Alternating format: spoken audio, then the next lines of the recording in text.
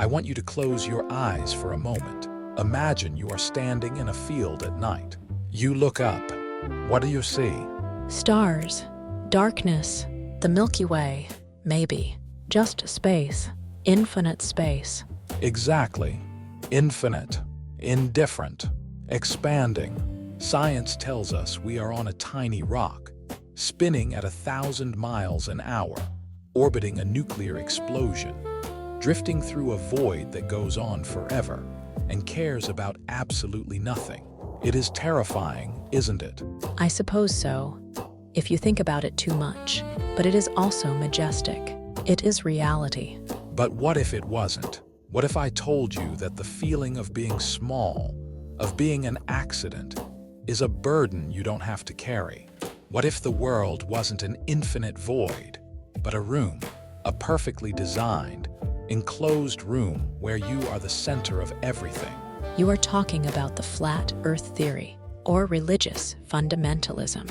I am talking about the architecture of belief. We look at these people, flat earthers, biblical literalists, and we scoff. We call them anti-science. We call them crazy. But today, I want to look at them with a different kind of curiosity. I want to understand the purity of their logic.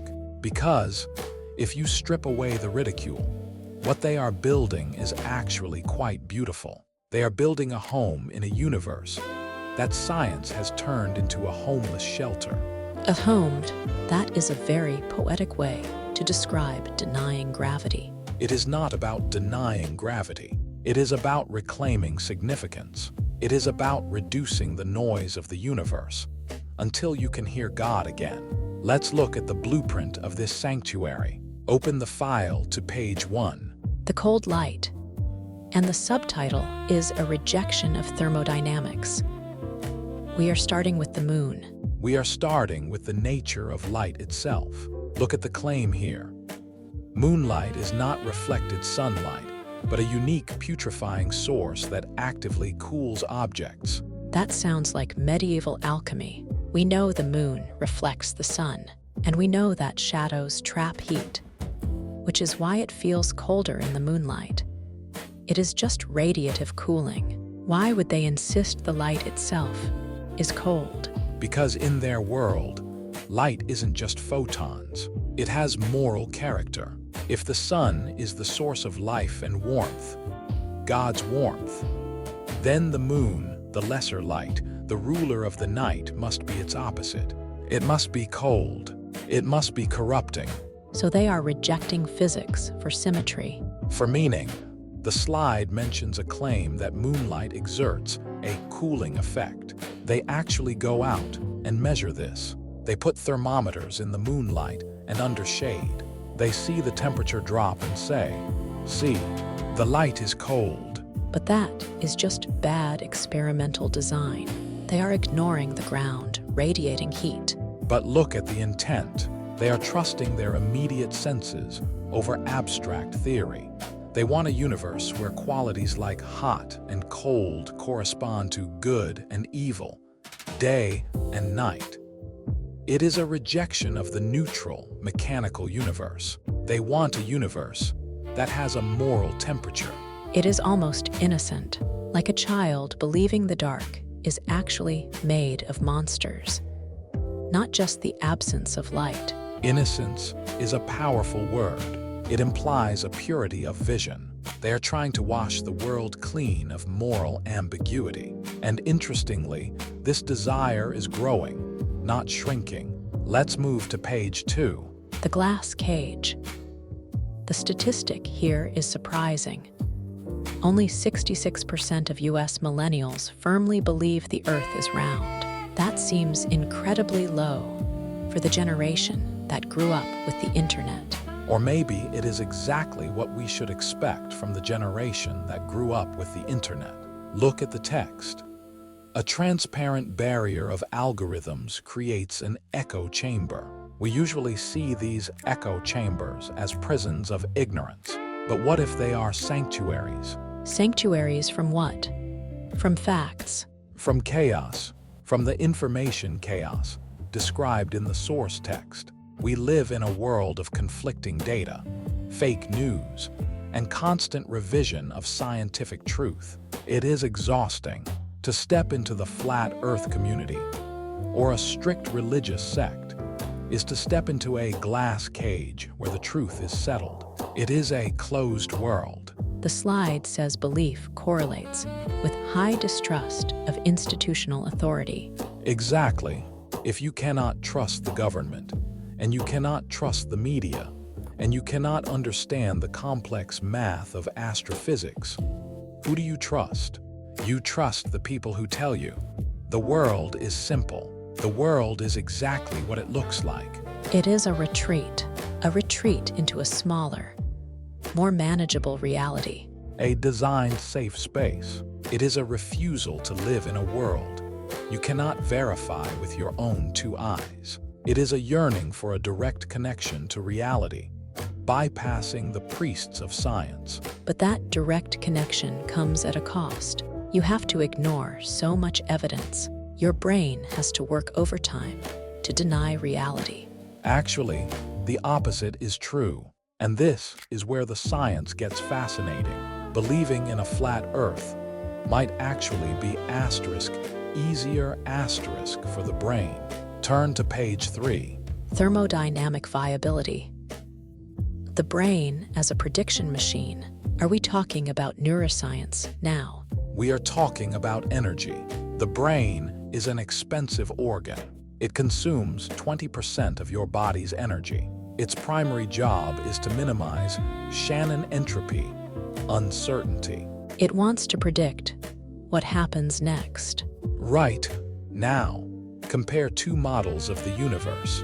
Model A, an infinite, expanding, relativistic universe where time bends, space curves, and we are moving in 5 different directions at once. That is high entropy. It is chaotic. It is unpredictable.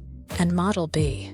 Model B, a small, domed, geocentric Earth. It is low entropy, predictable, centered, and finite. God is upstairs. Hell is downstairs. You are in the middle. Nothing moves unless God moves it. It is simpler.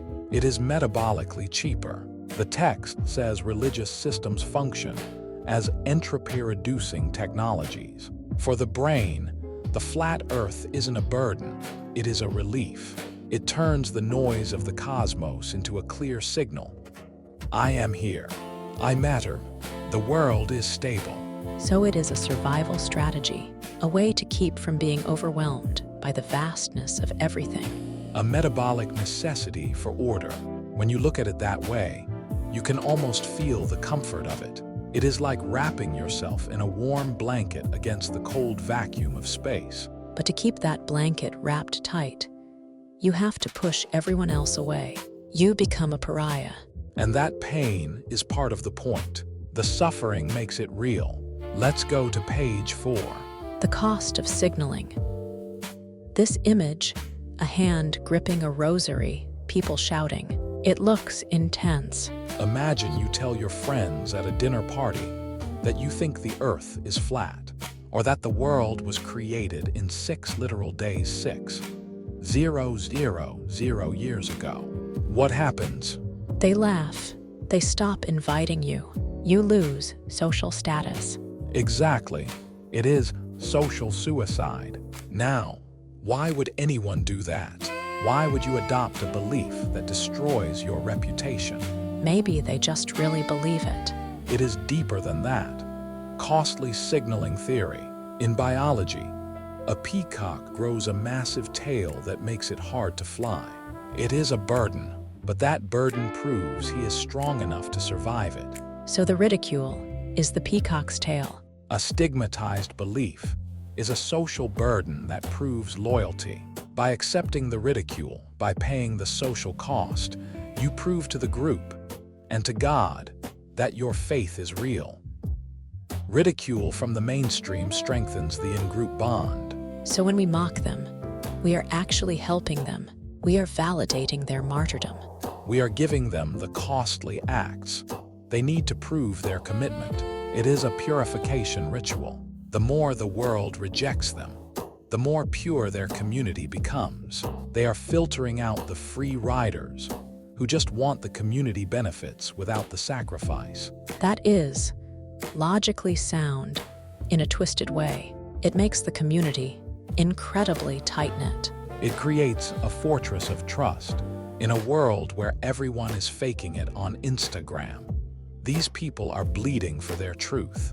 There is a raw, desperate authenticity to it. But what is the foundation of this truth? Where does the blueprint come from? It is not just made up, is it? No, it is inherited. It is an act of extreme loyalty to a text. Move to page 5. The source code. Philology as geography. We are looking at Hebrew. We are looking at the root. Genesis 1:6. Let there be a firmament in the midst of the waters. The Hebrew word is *rakia*. I have heard this debated. Some say it means expanse or atmosphere. That is the modern, apologetic interpretation. We try to make the Bible fit science, but the pure, fundamentalist reading looks at the word itself. *rakia* implies a solid, hammered-out substance like metal. Like a dome, a physical roof. Exactly. Genesis 1:6 describes the rakia, a solid firmament separating waters above from waters below. So the flat Earth map isn't just bad geography. It is a literal architectural rendering of ancient scripture. This is crucial. They aren't trying to map the planet. They are trying to draw God's house. To deny the dome is to deny the word of God. To them, saying the earth is a ball in a vacuum is saying God is a liar. That explains the intensity. It is not about rocks and water.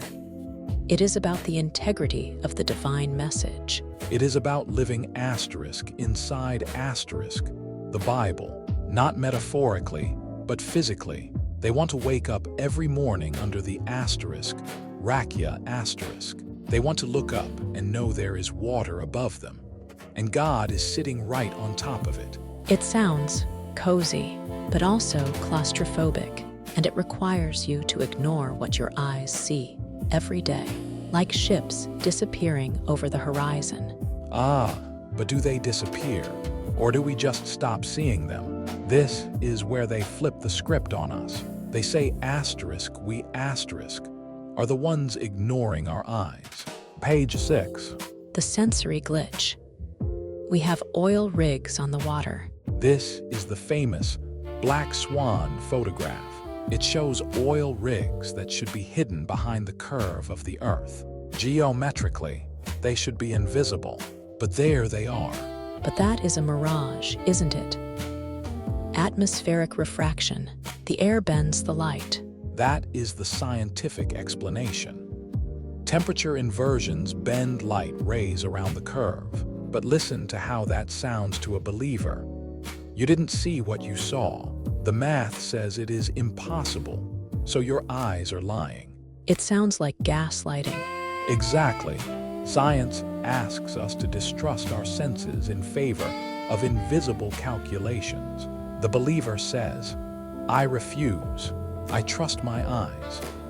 Believers accept the rare optical glitch as baseline reality. They embrace the anomaly because it confirms their intuition. It is a radical empiricism. If I can see it, it is there. It is a rejection of the abstract world of equations that tells us the floor is spinning and the sun is a nuclear bomb. They want a world that matches their human experience. The ground feels flat, so it is flat. The horizon looks flat, so it is flat.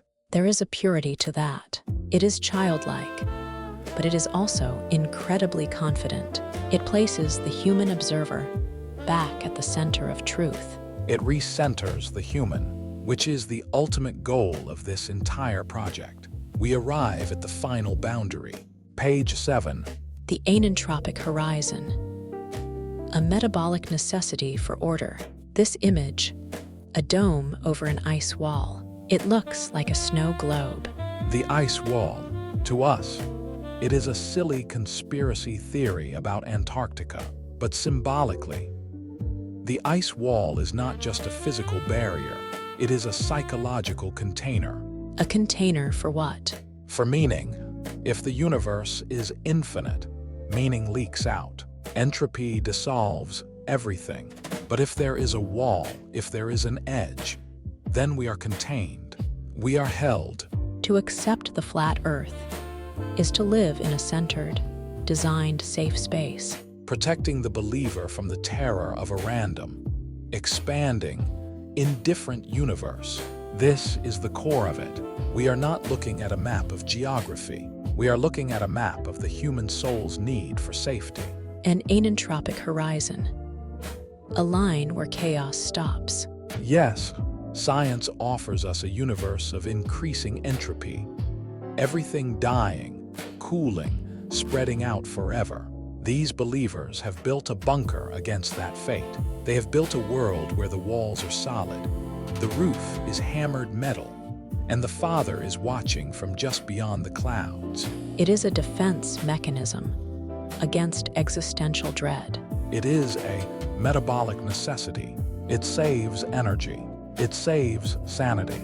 In a way, it is the most rational thing a human brain can do in the face of infinity. Close the door. When you put it that way, I almost envy them. I look at the stars and feel awe, but also a terrible loneliness. They look up and see a ceiling. They are never alone. They are never alone. They are always home, and in a world that is spinning faster and faster into the dark. Can you really blame them for wanting to stop the ride? No, I suppose I can't. It is a beautiful glass cage. A beautiful, unbreakable glass cage. And they have the key, and they have thrown it away.